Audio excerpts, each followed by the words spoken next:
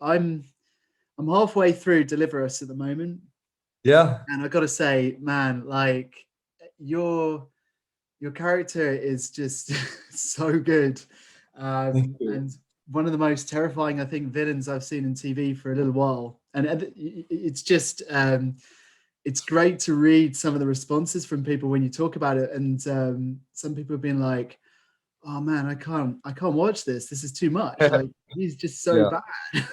It's such a bad guy. Yeah, I take that as a huge compliment. Thank you. So I think it's amazing with that, and I wanted to kind of talk about that role first because the series came out in the UK a couple of weeks ago over Yeah. here.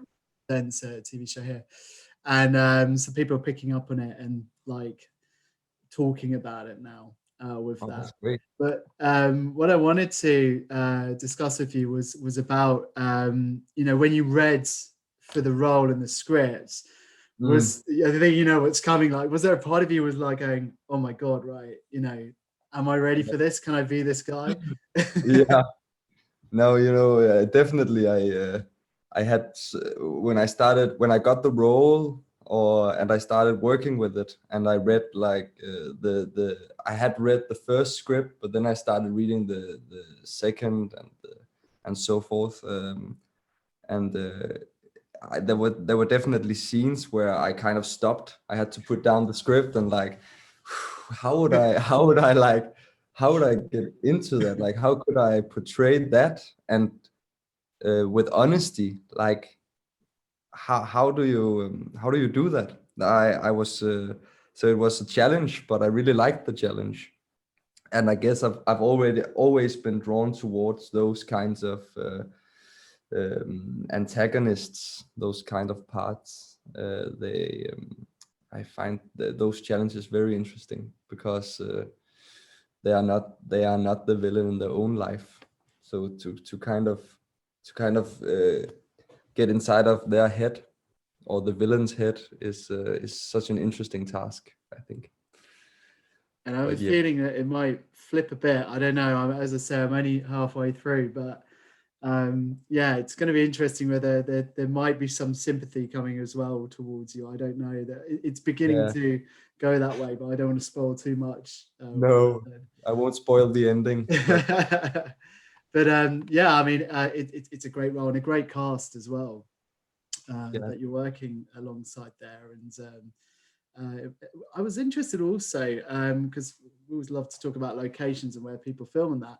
And it's like with Denmark, such a beautiful place. They've really kind of honed in on a place that is yeah. just like, I don't know how to best describe it, but I was intrigued to know whereabouts in Denmark it was filmed and were they looking for this really kind of like the words kind of has escaped me for the moment, but this Like really this it great felt like it was atmosphere. a really old place, like Yeah, yeah. yeah, But it's on the countryside, and we have the middle island of Denmark is called Fynen, and it's actually where I'm from.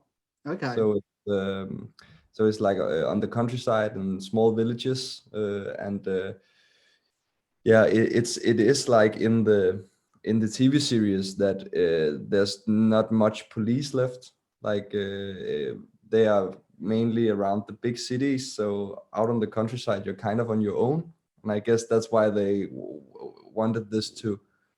They thought this is something that could happen, and that you could be uh,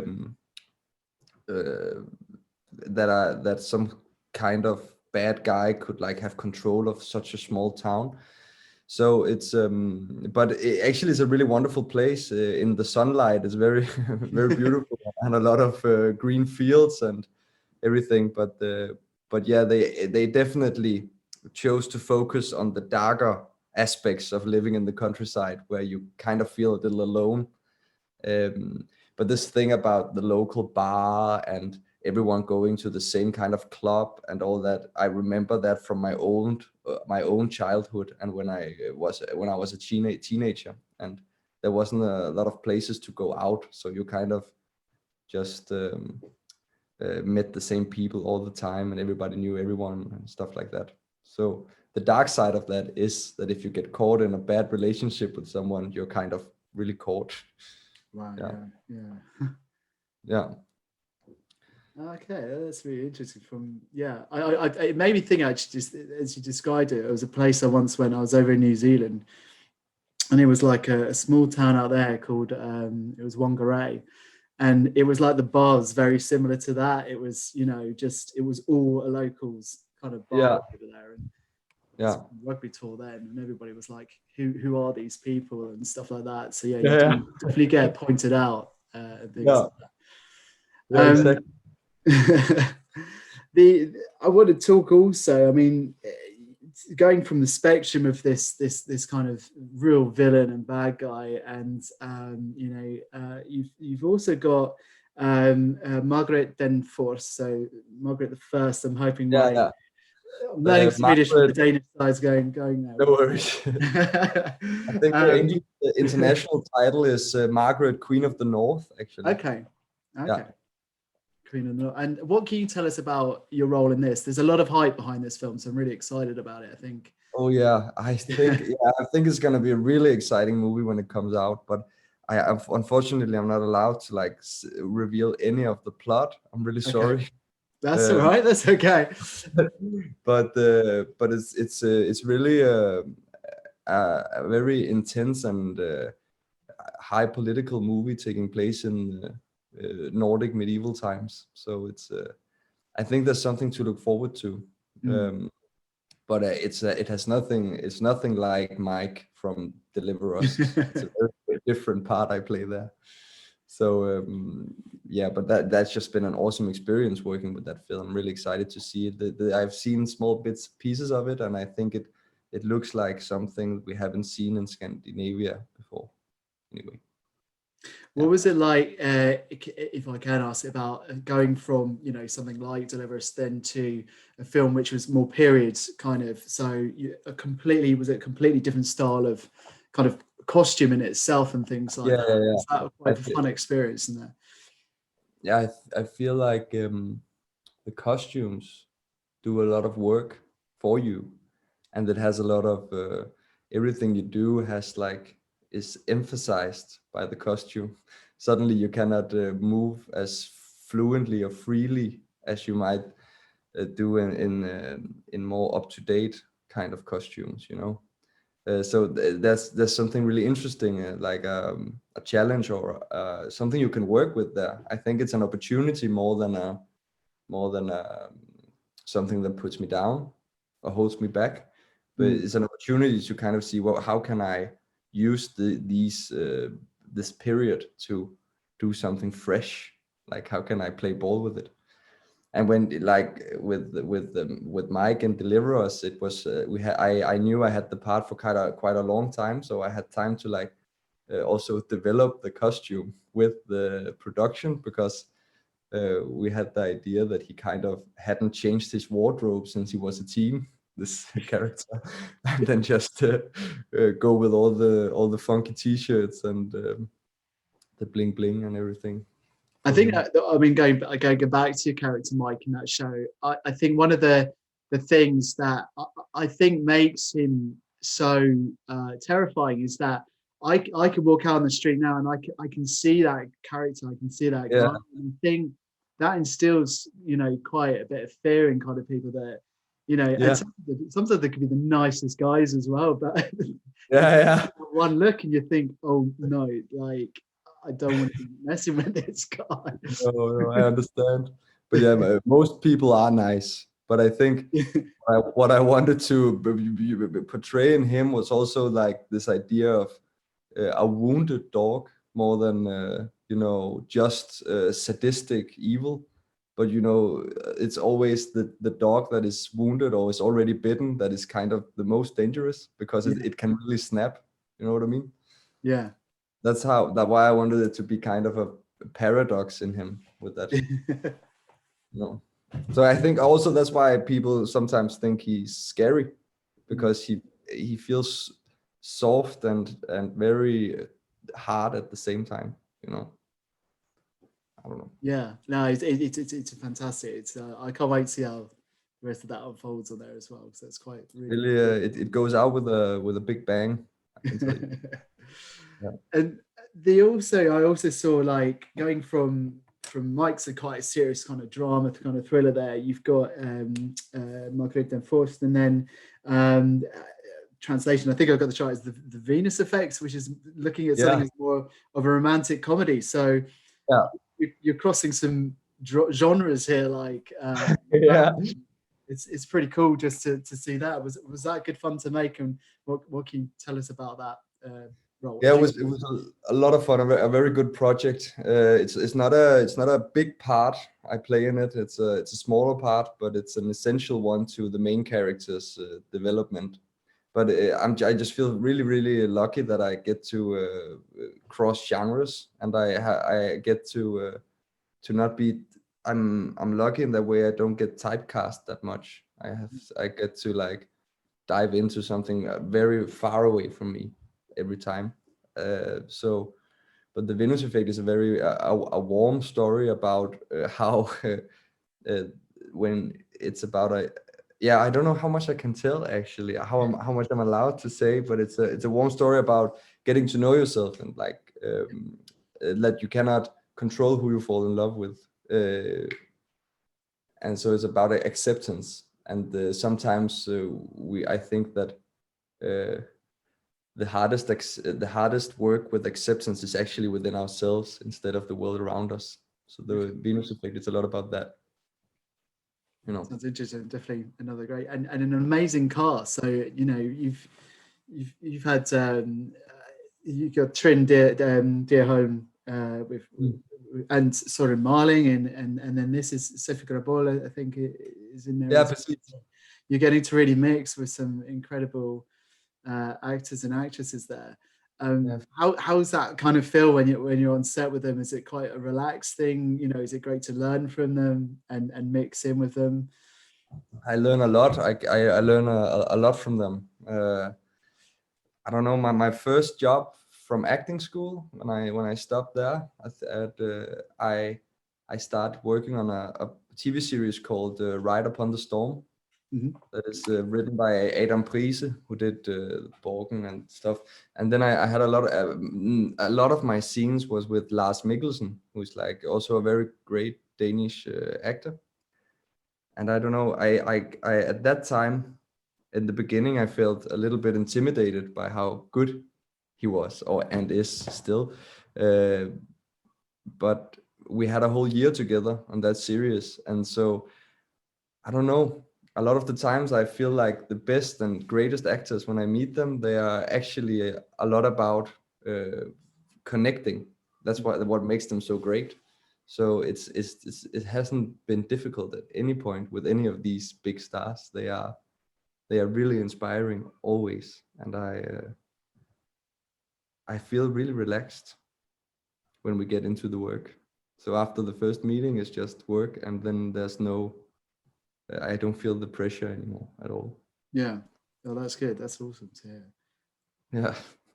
And then, what else have you got? Have you got much else lined up at the moment? We know we've spoken to a lot of people, and obviously the whole COVID situation at the moment is just not helping many at all.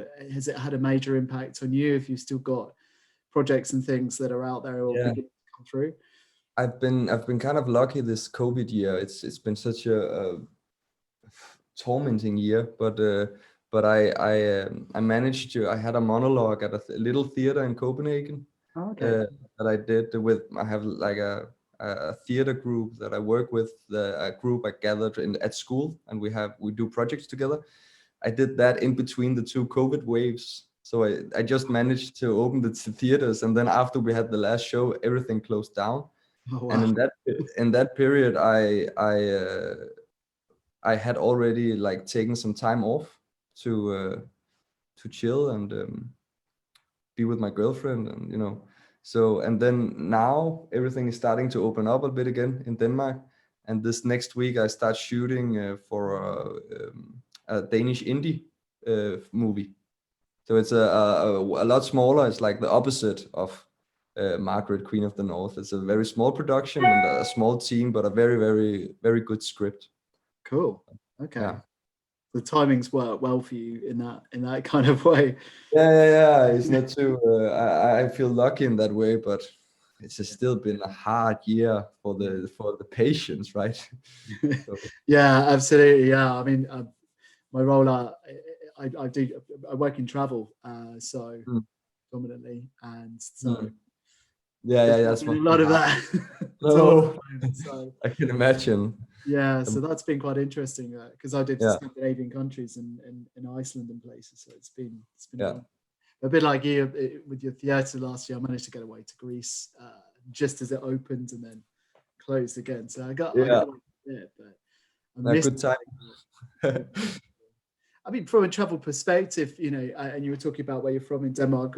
Where are some of the places? Where do you reside now? And do you have like any kind of key kind of places that you like to kind of escape to and relax when this is all over? And Oh, that's a good question.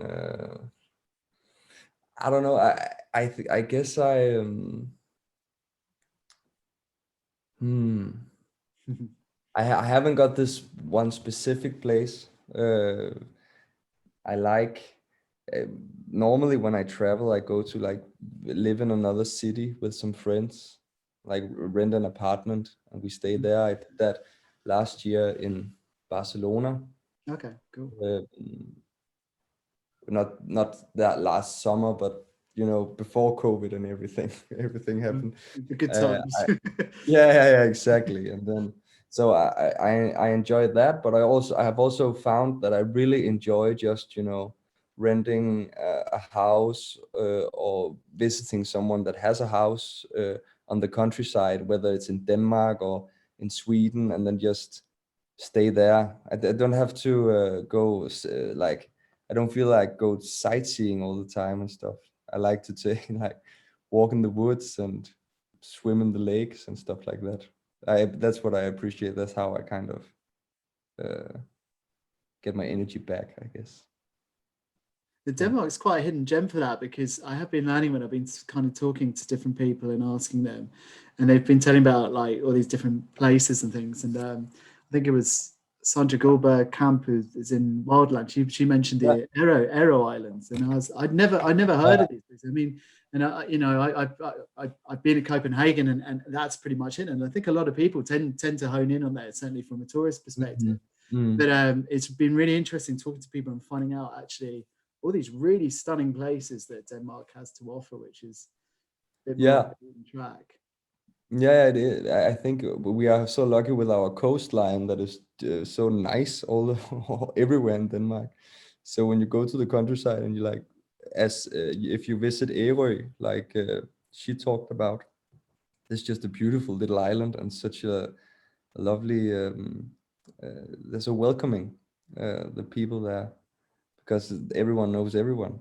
Yeah. So Copenhagen, but like I don't know, Copenhagen. I have to admit, is I really love living in the city, especially in the summer. There's a Mm. specific vibe to like bike through Copenhagen in summertime, and everyone uses the city, and uh, everyone it's a little festival vibe, I guess, every summer in Copenhagen. Yeah. It's a nice way of putting it. Actually, there's definitely a nice energy there, isn't it? Especially when Yeah, the sun's out and things like that. It's yeah, experience something we've missed a bit, quite a bit. yeah. I guess Copenhagen becomes very social in the summer, and I guess maybe that's why I tend to flee into the woods, into a cabin or something with a friend and a book when I really have to recover. Yeah. Yeah, And what about kind of in things in between? You're filming that and kind of relaxing, and we talk about you getting away there. Have there been any kind of great movies, TV shows you've been stuck in yourself and watching? yeah. I think we watch a lot, like we consume stuff all the time, but I guess the biggest experience I had with a TV series was this. I Know This Much Is True on HBO Okay, with yeah. Mark Ruffalo plays like the double role of two The twin twin, brothers. yes, yeah, okay. You've I think reminded it's me I need to see this one actually. yeah.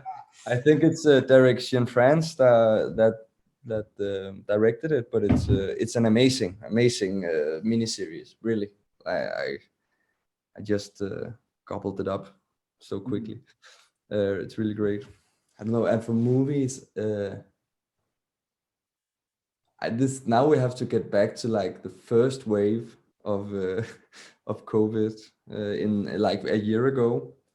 That I think it was about that time that I got acquainted with Good Time. Oh, yeah. That is one of the most amazing movies I've seen for many years. Like, truly. So Great movie with that one, and then the one by Jonah Hill, mid-90s, was yeah, also it's an awesome. that was So good. that was like watching my own childhood. Yeah.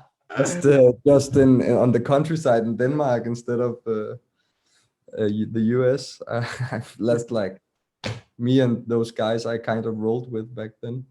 Yeah, So he did really well with that film because there is, I felt an element. I carried around the skateboard. I couldn't skate, but I had the skateboard and the chain yeah, and all of that. And you hung out with the older guys and things like that. He did such an amazing job with that film. yeah, and was Really, so nostalgic without being too romantic. It was such a fine line. Like, yeah. it's really great work for him. And the soundtrack on that, I mean, someone Mm. was saying the other day, name some of the best soundtracks in movies that we're not aware of. And I think the mid-90s soundtrack is Yeah, one of the best soundtracks on there. I mean, it has all the hip hop in it, but also the kind of Seal. It has Seal on there, and yeah. random stuff on there. What kind of music are you into, and do you listen to? Are you big on music? I think I have a broad spectrum of music that I listen to, but when I am confused about whoever I am, I always turn back to Radiohead. It's like Okay, soul food for me. So cool. that's like the baseline in my life. What would you say is your best Radiohead album? If I threw that Eh, out Kind there. of, it's always a battle between In Rainbows, Amnesiac, and what's the last one? I think it's Hail to the Thief. Yeah. But I think for me, Amnesiac has won the most time. Really? Okay. Yeah, That's a good job. I always go for In Rainbows for me. There's some seriously just the tracks and that the way the whole album flows, I think. but it's a perfect album. Yeah. I really But think so. Amnesia, yeah. I think that's why Amnesiac wins for me sometimes, because it's a little more messy in some Yeah. way.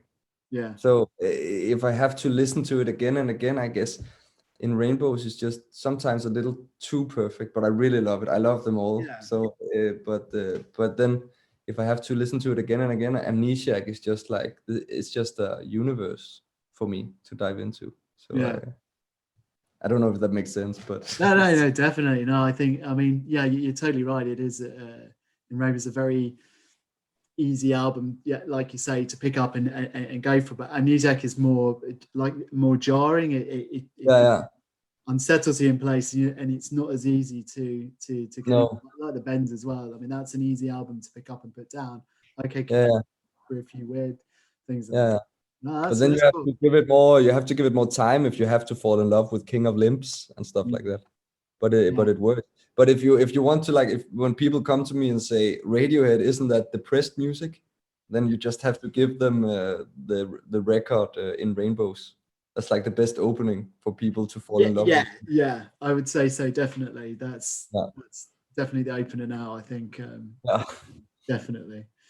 Mm. Is there any? I mean, when things open up in terms of concerts and things like that, what band would you want to see next live? Is there anybody you would kind of think that's?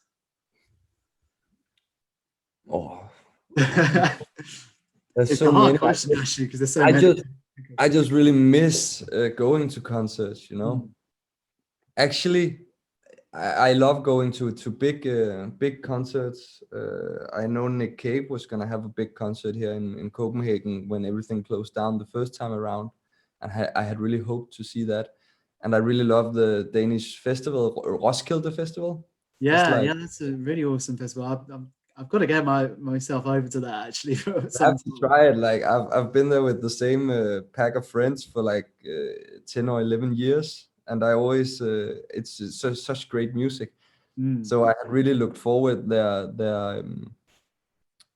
Their lineup included Tom York and the Modern Day Boxers. So I was like looking forward for that, of course. Yeah. So that. But yeah, besides that, I just really look forward to when the bars open up again. Yeah. And I want to sit in a bar with very close with a lot of people I don't know, and listen to something improvised I didn't know I wanted to hear. You know. Yeah. Yeah. That's actually what I really want right now. Just have a cold pint of beer and then listen to some sort of weird jazz night or open stage. anything like, Yeah. just entertain. You just Anything that's too crowded and a little sweaty. That's what I miss right now. Yeah. Yeah, I think like nightclubs are the same for me. Just feeling that bit bass and just that sound, and Yeah. not a lot. Yeah. But I think I would want to press more on Deliverance, but I'm going to be good because I'm one of those inquisitive people who will just probably ruin it for myself and for anybody who watches it. So I'm gonna not press any further there. But I just want to say, like, an amazing performance. I know that already from watching it, and the feedback that I've seen from the forums and groups that I kind of follow, and that you're having like a really serious kind of impact with your character. I think it's fascinating. I would maybe go as far as that you've almost like in Game of Thrones. So you had your Joffrey in that. I don't know if you caught that series, but I've seen you're kind of getting yourself up into that kind of a villain, I think, almost. But I don't want to give away. But there's a few things like I am not easily shocked. I'm pretty okay with most things, but there's just one bit which involves you punching someone, and that's what I'll say. And I was just like, whoa, just yeah, I know, it blew but my mind. that was also one of the times where I read the script and I had to put it down and just sit for a bit in my couch over here and I had to just chill. Like, why? I was like, but I was also intrigued by it.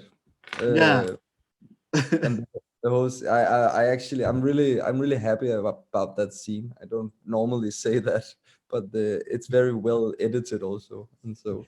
Yeah, I was going to say, because I mean, it's funny because I was talking with Rune Tent, who's in Eddie the Eagle, and we were talking about a scene in there where he has to punch Hugh Jackman in the face, but he was told, like, whatever you do, don't connect. They made up this joke that Hugh Jackman was really expensive and things like that. And he said about the pressure, in that moment, because there's him and this big Hollywood star.